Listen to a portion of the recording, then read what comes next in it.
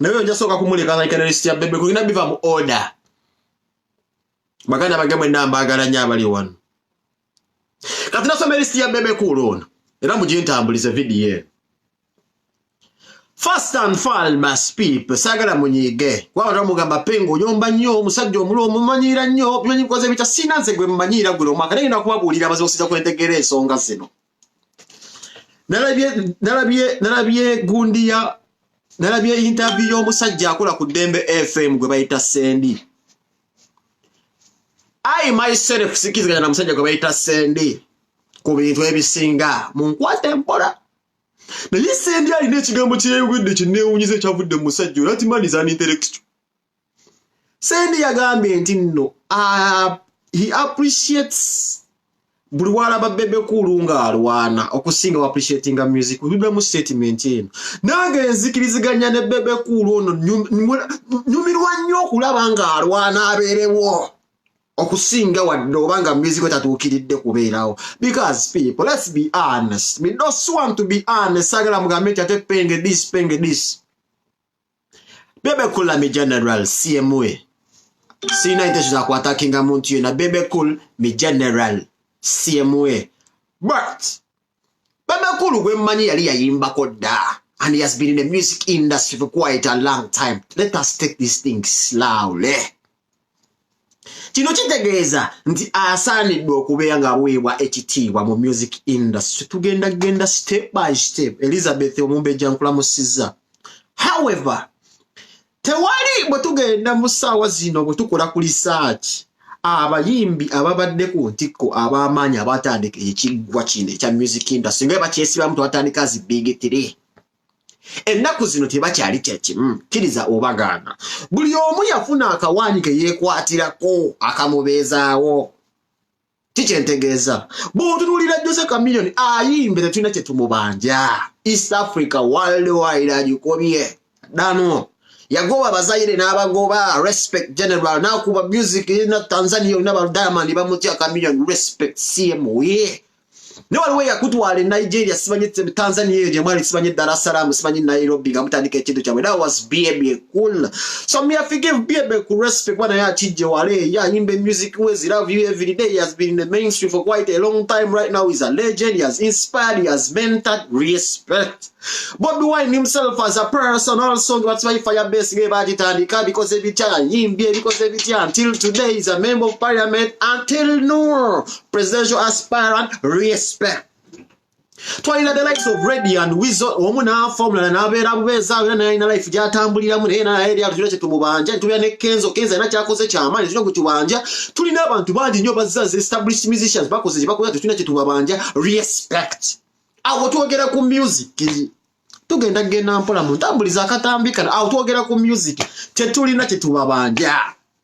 Naye ebiseera buli wogenda maaso ng'oli mu kisaawe ky'ekintu ky'okola bagenda kujajinga you're liable to public scrutiny. Nziramu buli wogenda maaso ng'olina services ez'orendalinga mu bantu ze bakonsuminga you're liable to public scrutiny. Kiki kyentegeeza nti ne wobeera ng'obadde w'amaanyi nnyo ebbanga lya myaka 2 kabirenze pengi bajja kuscrutinizing bawe kye bayita opinion zaabwe baziri negative oba positive regardless if you are legend tuyandika mpola arakirira ali mu komera wa rape ngenda mpola tekimujja kuba nti ali wakabiri kati saazo tuwogerera is a nobody tulina ba Chris Brown. However respect yali ebeerawo Bebe Cool kwe baasigalira ku respect tugenda mpola baasigalira ku respect. Kati now they are capitalizing on this respect in music industry jebalina okusigala relevant.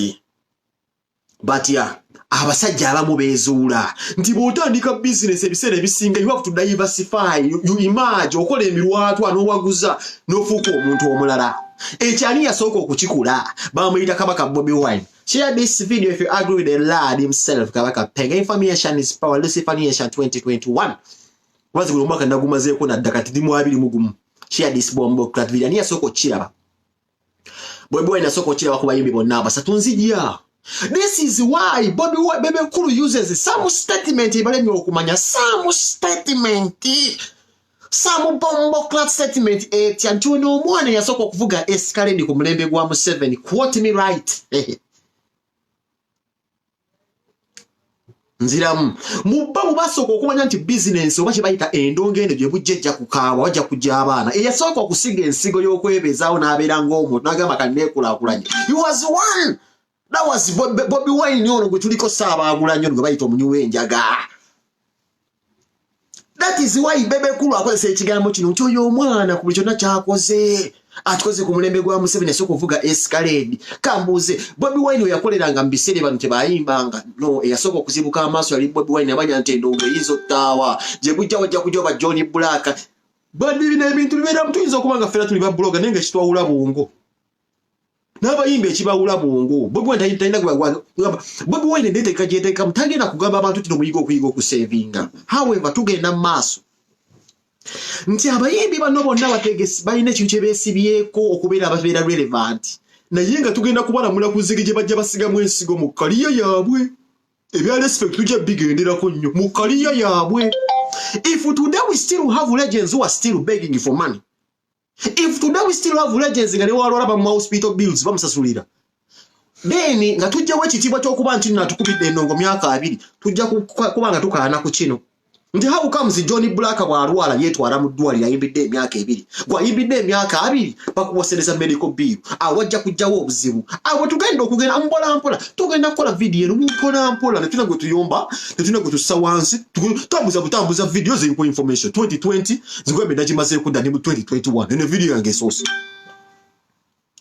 Kati abasajja bano bonna baatola kye bayita entegeka y'okubeera nga basiga ensigo eneebalamuzza mu maaso eyo.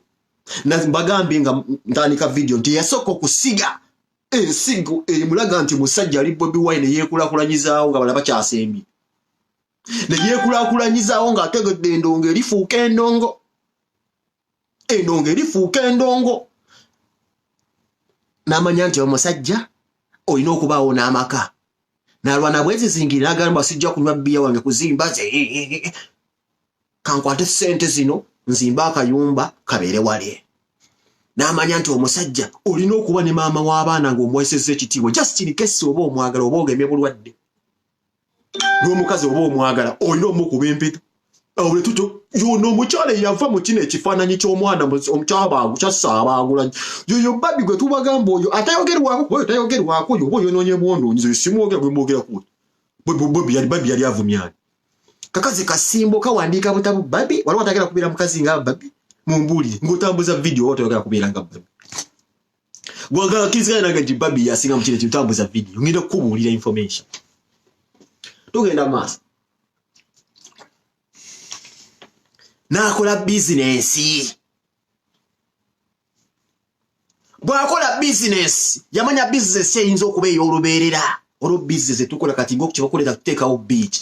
Ebiseera ebisinga abayimbi mutawaanyizibwa ku bikunoonya ebifo. Omuyimbi osasula obukadde obuwera 5 bw'opangisa simanyi Freedom City ye yakola enteeka n'agamba nze siripangisa kifo kyonna bwe nteeka wano beach buli nsaane ngendeetera ssente oba buli lunaku ngendeetera ssente nange bwe nsalawo okuleeta abawagizi bakwala nteekawo kye bayita pato oba tugambe nti Busaabala oba Kivulu nja kuba nga nyingiza ssente nnyingi nnyo kuba abantu bamba kuzeeki bazze wange ssente zijjawa kugamba saagala ate mugambe nti Bobi Wine ono muwaana nnyo kati saazo ninga yagenda ku malayika 2 Bobi Wine namulabanga malayika olw'ensonga kiri bwe kiti bw'otunuulira engejja z'omuvubuka yeetemaatemamu n'engejja ze yeepulaningamu era olabira ddala nga alina kye yaleka ku banne mpaka kati ali mu paaliyamenti.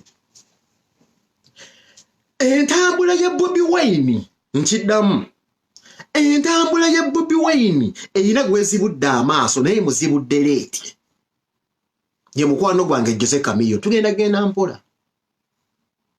Entambula ya Bobi Wine ate nga tuzze mu bya music y'omusajja gwe baasinganga okuzalawa bombi ababiri nzira mu statement y'omusajja bombi gwe baasinganga okuzalawa bombi ababiri kuba Chameleone yakubanga East Africa Bebe Kulu ng'agamba mbu yasinga mulege mu Africa kati Bobi Wine bamulaba bonga ayimba mu kadongo kamu bikoze biti abamuyitanga DJ naye ne batamanyi ebimba bye yayimbanga biro simanyi mu fanya omuliro bikoze ebimba bye yayimba byebimu ku biyimba ebimubeeza leero wali we batasobola kubeera ngenda kutwala mpola.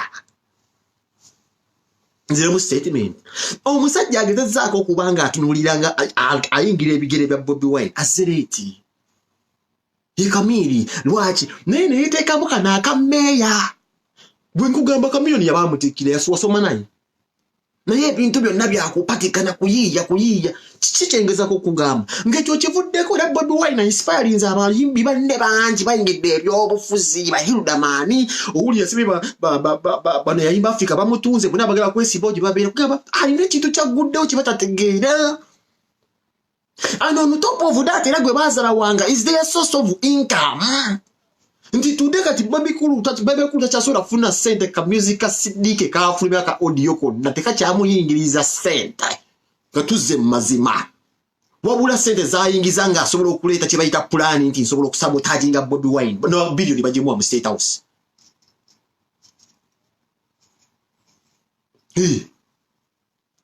Bebe Cool sente zayinza okufuna mu bulamu bwe bwonna nnyingi nnyo singa ajja ne kye bayita strategy destroying Bobi Wine State House bamuwa billion. Kino nze nkibabule mu State House Bebe Cool afuna billions and billions of money. Leta kyasobola ku aninga sente mu kaliya ye. Kino nkibabule kino kitegeeza ati nti Bobi Wine kati yafuukira ddala source of income ida ng'omwegasseeko ofuna ettutuma ofuna erinnya bw'omubisana osasula mu State House kati saawa zino Bobi Wine ali awo kubona kwe basinziirize bagambe Chameleone ayingidde obwa mmeeya ne Chameleone oyo bulowooza obbanga kwe Chameleone aduka okukisa Chameleone abasinga bonna okuba endungu Chameleone obeereko kunga bonna abasinga okuba endungu Chameleone yewoguza East Africa oyo gwe mulaba oyo manja nze sira kye mubanja mu music. Naye yayagaliwa nnyo n'atabuuka nti ng'omuyimbi basobola okugamba n'ebiseera bibalwawo bambi nga bamukozesa bano abasajja bamusomera pulaani simanyi yimbira gundi panga yamala mu NRM yeebakayo nnyo. Chameleone yeebaka nnyo mu NRM nti essaawa zino ensobi zazaakola nnyingi nnyo zibuusereeti ekisooka kye kino. Uganda buli w'oli kuba oluyimba omuyimbi ngena kukubulira tutunda genda ku list ngenda soka kubabuulira bana abasajja mbakwatire then ngene mu list.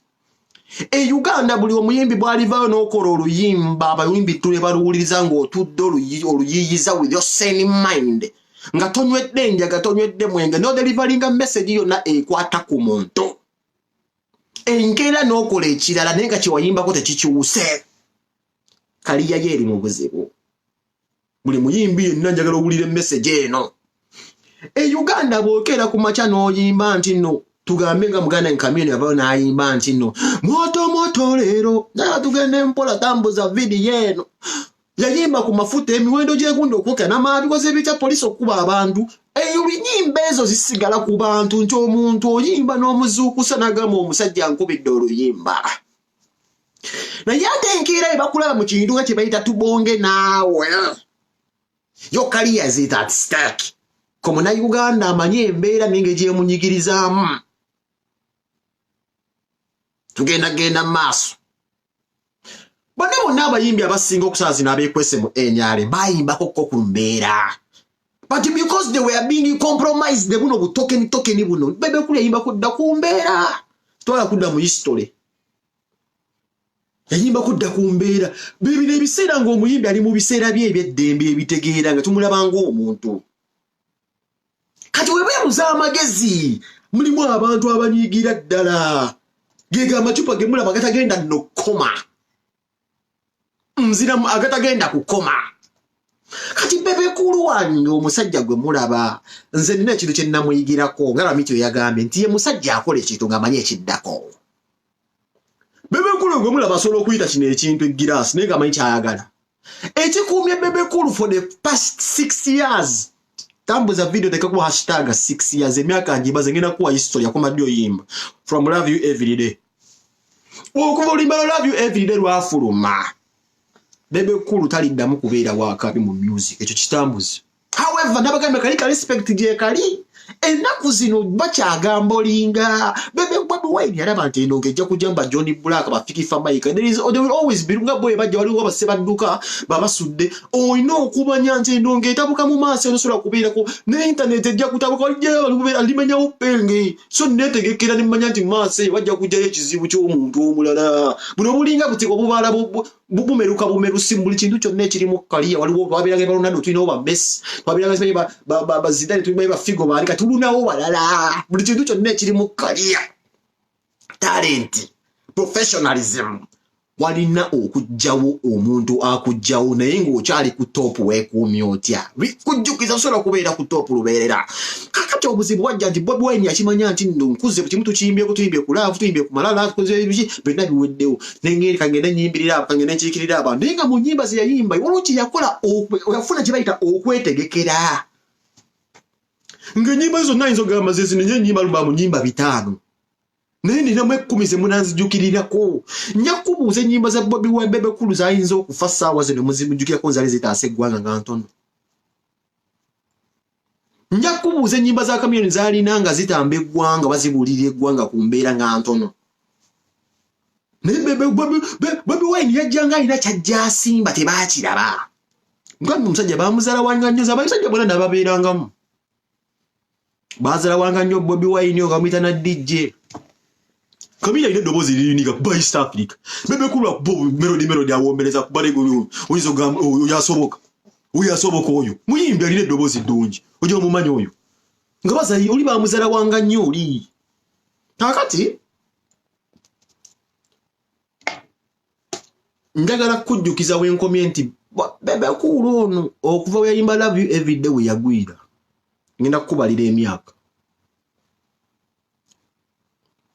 Kati alina zozo enyimba ziwayo muva mu kufulumya oluyimba n'oluteekawo n'oluteekamu video y'amaanyi bwe baluzannya abantu basobola people can harm to your music provided oli legend obaani gwe oluyimba lwa Chris Brown erunyuma oba buli kasiguni tugambe mbuno buli the game wayimba binyuma gwawuliza hip hop oba liri wenu byayimba binyuma ero ina muzizo onoonya ziri naye asobola okuteeka waawe ennyimba ezijja ne zigwa ne muzuuliza buyinza okuba nti no is a big name is an established artist naye Bebe Cool kyalina luyimba lwayinza kugamba abantu tugamba mulo tulinayo tetuyinza owuliriza however musajja mugezi nabagambye ensi eno kunoonya kawaanyike weerimbikira gwenga gwe legend kuba nakujjukirira nti Bebe Cool Bobi Wine nga yayingira ebyobufuzi ya inspiringa Chameleone nayingira ebyobufuzi n'abayimbi balaba bayingira ebyobufuzi Bebe yamanya takyasobola byabufuzi takyayinza kutugamba manche yakola nayingira ekintu kye tuyita mu luyaaye nzira mutambuza video eno Bebe nayingira ekintu kye tuyita mu luyaaye kye bayita parapase oba essantiri omuntu wa parapase oba sentiriye muntu abeera n'ebibozibozi nga jabyoga ne tebirina nnyo makulu naye nga bijja mufulalo Bebe Cool akozesa kye bayita arrogance okubeera relevant controversy arrogance Bebe mufudde relevant okusinga music career for the past 6 years kino mukinoonyerezeeko arrogance controversy Bebe mufuula okubeera wano gu nesi music we takyasobola kulya ku music we takyasobola kulya ku music we Bebe Cool takyasobola nakola video za mirungi bwera kyasobola kati muyaye ekintu kya list kino yakikola bwati kuba kyo kiki tukyogerako bayirawe Bebe Cool okukola list tekirina nnyo buzibu twali banenga tukyogerako naye yajja kibrandinga nti kino kintu kye kati okuba nti n'omuyimbi w'amaanyi yeso ngati tukyogerako nti aba wadde opinion ye singa badde muntu mulala nnyo lirupazo bani ne bakyogera tuba tutanyo serious naye olw'ensonga nti ayogera ku music ate nga aluddemu emyaka 2 nawe kikakatako gamba ne wano omusajja ono nga wana ayogedde mbulala alina ebintu byakoze mu listing anzikiriziganya nabyo era kuba yadde list ye naye tukiziganye nti enkizo ya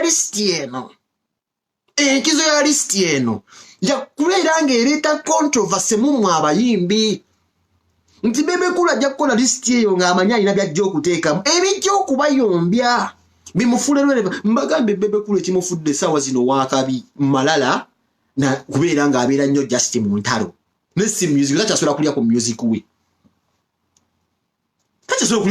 waliwo takyasobola kulya nnyo ku music we nti alya waya si hit tesobola kuwera waya betakusobola kubitegeera tosobola kukitegeera gwokiwulira bulizo okuba nti olule lwa Bebe Cool naye nga si hit fenga fa bazuulyanga zirya ennyimba zibogolako ezaali embi olwo si hit naye bwambi osobola owuliza olimba akuba nti lwa muyimbi munene kati Bebe Cool list eno agikola naye n'ekigendera ky'okussa abayimbi abamu wansi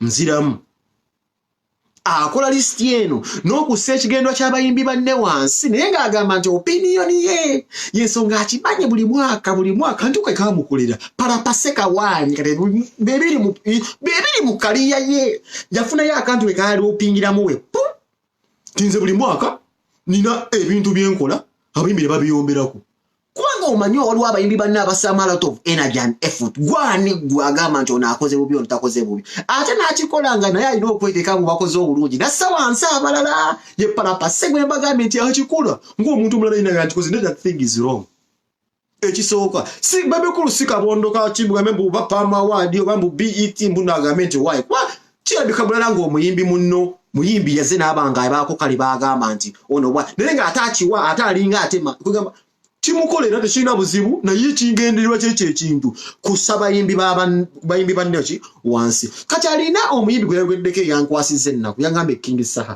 bwanywa enjaga talina na nnyimba bannange twogera amazima nga tuli basajja bakolo kubanga King Saha lyayimbidde mu music industry era omubanja ki ebinjaga byatuuse tubiwulira luyimba zaalwogera yabigambanga Bobi Wine anywa enjaga buli gwasozeemu nti anywa enjaga ndaba abadde wakabi yagambanga Lady anywa enjaga nga kamukuba hit after hit bweyo njaga hit after hit paka ekusajja yukafu tugambe kale King Saha ne King Saha oyo kyamubanja kyogambe muno music tali mu mainstream tatambula rotating King Saha oyo nga mbona King Saha utakunyumira tudde mu mazima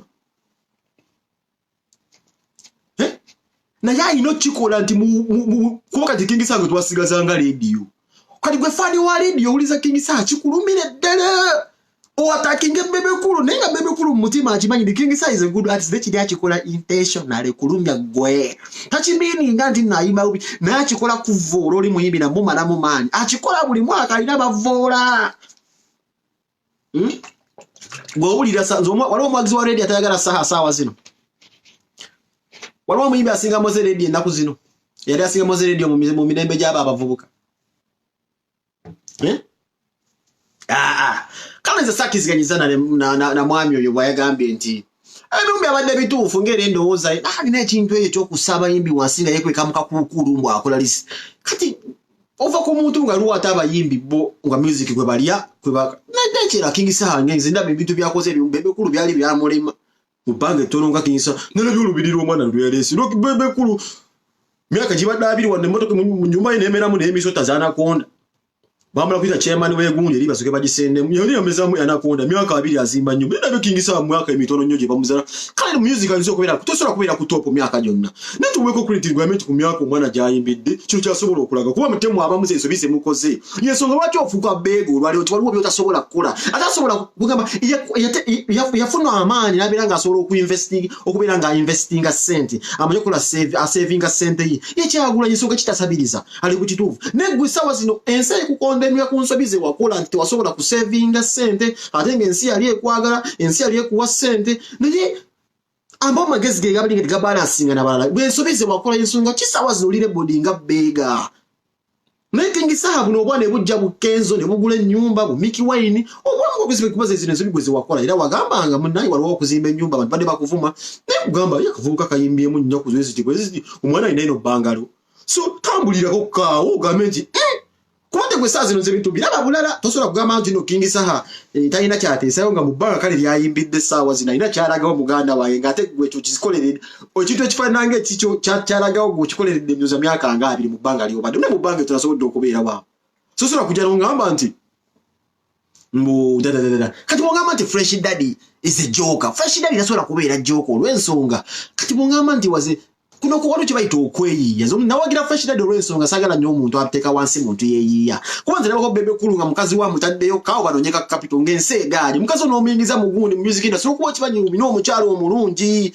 nti ensi ejja kumwagala lwa appearance nga bagala zali biki nebigaana kino kyaliwo nti no Zuena bamugaana oluyimba lw'amata baalugaana Fresh Daddy n'akuba mazike bonna baali kati tugambe ku ssebo you married a joker era waleeta omukyala mu music industry n'obange tebijja kukola n'omanya feka twamuyita joka ssebo birimu okugezaako n'ogwa ne Fresh Daddy ekyameta mu business kutamnonya ntandikwa n'anoonya akasente n'afuna gundi negwe wasindika omukyala agenda yibenga business eganyi ngendo ngefuusero nga kamiri abakuba abasita abamalawo nga baby wine ali kamocha kutaba nga bisimu wetagenda n'ogamba kandida ku mukazi wasisa amazenga kigana nenge ne bamuyita jjo.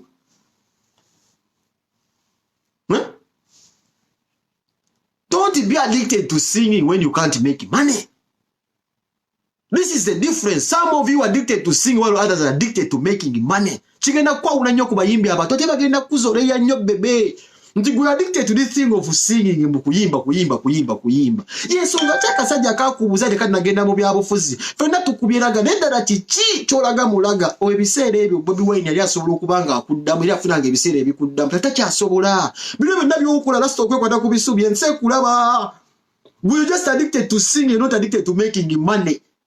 Through singing, kati chochoso asobola kikola olina kugenda igwereri just by mpaayo.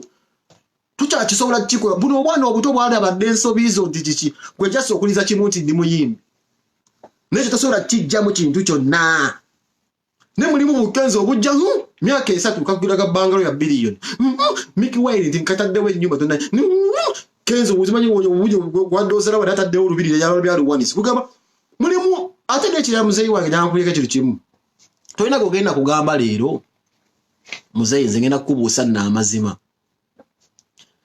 Tolina kugenda kugamba nno leero ebyo byozimba n'olya bichachu bya protein bakuteekawo ku butebe mboyise eddagala simwambadde ebigalo bindi bya holding mukoze conference muzoleya abayimbi bannamwe. Tolina kugenda kakasa nno leero muzeyi kubona abayimbi abata abajja.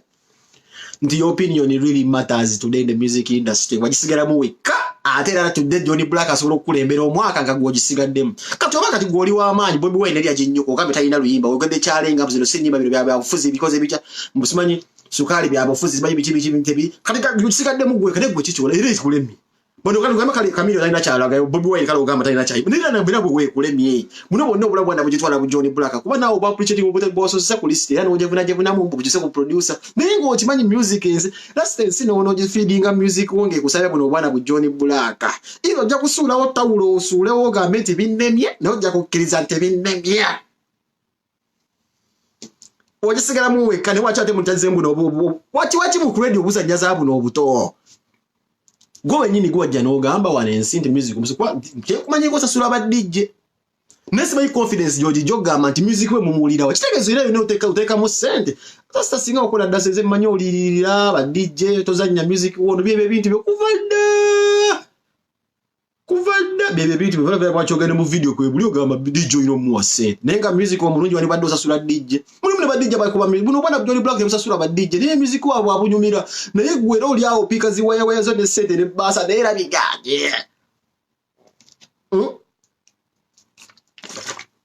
Bakwata webiga asigadde mu yekane kikyatulaga wacha kiza ti mulimu obwana tesazino gwoliridda bwa musajja omukuto swala myaka 2 bakutolite egali nze mbagambe ebintu byokuddawo nayambala bigalo binajja n'atulame bayise ayisibu ddagala asibu n'obudizi man rich dogs nawe tutesimanyi bigundi mbu yo discussing say mu discussing ku sawansa abayimbi tikingisa omubanja ki Kisa huiza kumuyambo simanyi situka nolimba lwa president wange nova no jano ogamba mbu simanyi byabafuzi simanyi mukasuka lima cyo lusiya kasukali olya byogera bidabyo nanga byakufisa bufisa talina kitambula gomulema nga talina kitambula ebito byonna bitambulira o talina kitambula yekwata ku bisubi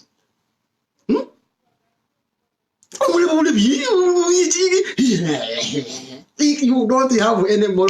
Last time I says, you're just addicted to singing. Nemuli mwabana bajja mu business bajimanye ndonge kaluba. Era sawa zino business eno gye wayingira wali wache kuswaziza nti emize yoyolesa nga ne woberawo omuntu afudde gwovuge muri balogena mu state house okusaba ebbasa jikulaga nti music akulemye okujja mu sente wewawo mulimba yimbi banno nga bo bajagamba rest in peace bakomaawo nebine bemufuula buli muntu afudde n'okwa noonya tenda y'omuntu alwadde sifanya omutima because ebicha noonyereza oli n'ofuna n'ababuloka bakunoonyeza omulwadde yenna ofune gwe kagundiko kasako gende mbufune se kiragwa abantu bana bali bakwagala nti music akulemye okujja mu se kati kingisa olina omuwa ekitiibwa olw'ensonga gwe gwogamba omuyaga asobodde okujja industry n'agikuba Nabawo n'akasolya nakalabya akataddeko n'oludu lulinga lugade nzuliya kugamba mwana yazimba akayimba kaba superstar ne mu myaka gye emitono tosobola kuddayo ate n'ekirala olina okuwa abayimbi bano abalala credit olw'ensonga wanziro wammanga Rasta nti bano bonna abayimbi obeegereza bw'ojjosongamu olugalo tewali gwe bawa nziramu tebali gwe bawa naye ng'ojja kuddawo ogambe nti the only thing I told the president is I don't have a car on a national TV. Eyo King Sir tasobola kubyogera Bobi Wine Kenzo abo tebasobola kwogera bintu ebyo baswala mu baana bwe bano bazadde betwogerako. King Sir tasobola kwogera ekyo ng'alina ekitone nti nno Salenge vumeka bagundi tebacha Bobi Wine aswala n'okuswala suubi awulira atya nti taata agambye nti bampadde mu motoka.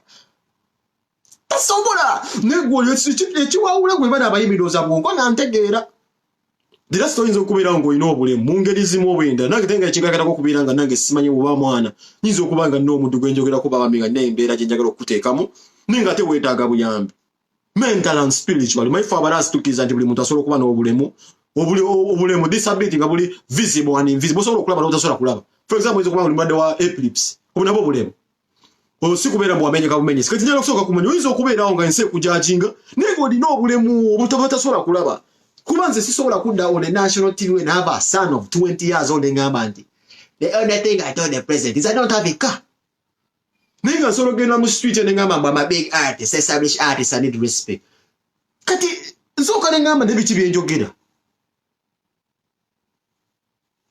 the only thing I told the president is I need to complete my house. And because I've done a good job in the music industry, the president said, okay, have 1,000 boxes of tiles. Hey, nyumba ya Bobi Wine kuli tile ya president. Bine bintu byawukanira ddala. Manyi nsaba mukama akume Bobi Wine oyo asobola okutufuga kugamba osobole kufuna muka invite akajjako ewe. Ono tesinga ku bintu ebimu nti mulimu amaka goyingiramu ng'abantu beekoledde basetinza amaka nga buli ssente yonna ku maka ago mu Katonda gulevudde ku ntuuyo zaabwe. Kati Bobi Wine nawe ayinza kulaga ssuubi nti eyo semiti namujja mu State House. Kimuswaza ne gwe kiri okugamba omwana Museveni yampadde boxi za tiles. Kiswazi goyina bye gy'obyogeramu okizuki. Naffe nga ffe abakengufu tugamba Rasta oba wandibyogeredde mu Kasonda olabale kaliwo abantu abajja okuwulira nigwe bino ebito kyabitegeera gova buvina ojja n'ogamba nti bampadde wefuneko kadde osooka appreciating oli azinoonyeza n'azikola ate mu kisaawe kyemukola kimu King Sir si Wrestlemania Bobi Wine si muddusi wa misinde mwenda nakugamba ekibuuzo akasajja kye kakubuuzaako nga mweyimba Rasta ekibuuzo kyali kikulumya omutere nakulaba nga alinga kyoyagala nakusemberera kakubuuza ekibuuzo kimu nga n'omukazi oyinza n'omukuba oli gwe obeera ng'ekibuuzo kikutawanja emyaka egi kyagamba ffenna tukubeeraga n'eddala kiki kye tulaga mulaga Rasta ekibuuzo ekyo nzituka kyali kikuma by'omutwe kyakuba byanga omutwe Bobi Wine yita kukotogira naye nga akugamba nti sometimes ensi ejja kukujajingira wano bajja kukompeyalingira naffe betuzze mu community n'ogenda ogamba band music I will accept it I will agree with this man called Rabiti Miles simwagala nnyo Rabiti Miles nothing personal olwo byayogedda nengamba kati wanankola bye byogera ku band music.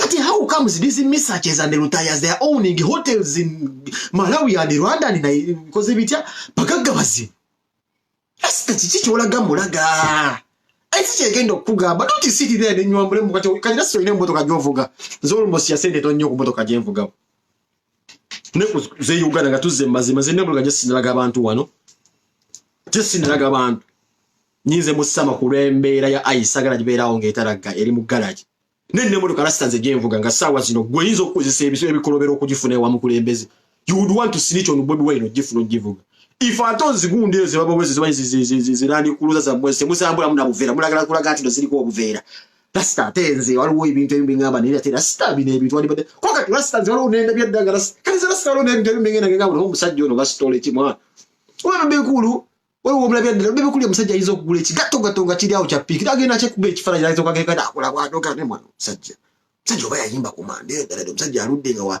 ddala ali deep high profile laba ebintu byako nga nabagambye mwana osobola okubeerawo ne cowboy tomanyi nti no maana ayina obulemu So buno mwaka ngena kulwawo kubeera nga abantu abamu badiscussing ko kuba olwese binokusoka kugenda mu maaso no soko ogamba nti kino ne kino n'okimanya kuyinza okudda ku musajja naye ng'omusajja si balina obulemu yeetaaga buyambi kuba omusajja ye muntu agole kwati tulina ffe hama ng'otambudde hama mu Uganda ekola amakulu hama naye hama abantu zitambuliza biwata bya mbalaasi abantu babeera mu Europe manyi hama biwata bya mbalaasi abantu bavuga bihamahama bibeera wano sente sola kuvuga hama.